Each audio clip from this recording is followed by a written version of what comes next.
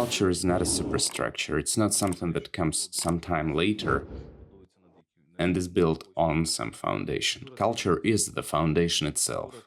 Culture is the society's language, it speaks to others. Culture is the face of this society. If society is faceless, then no one will recognize it. If society has no language, no one will hear it.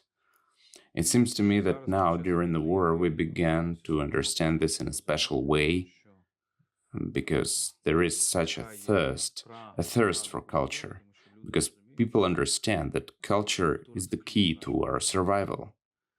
That is, it is not something that comes after survival, it is not something that comes in a comfort zone, it is not something that comes when you're good.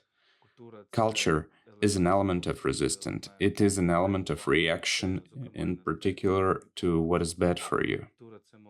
Culture is a moment, an opportunity to gather forces, to build a core when you feel bad.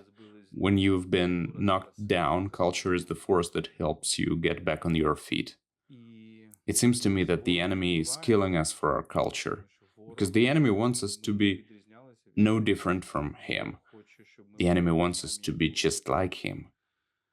The enemy is telling us that you are just like us, and if you don't want to be just like us, we will destroy everything that separates you from us.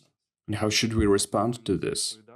We must emphasize our differences even more.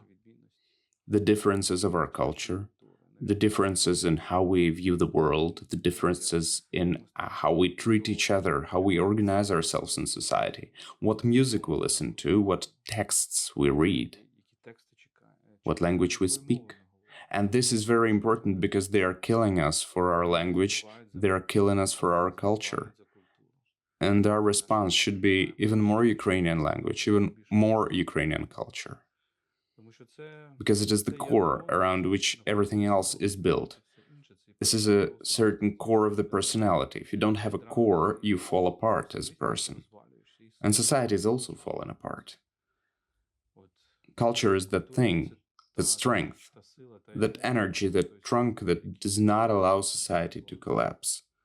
That, I repeat once again, allows it, helps it stand up when it has been knocked down.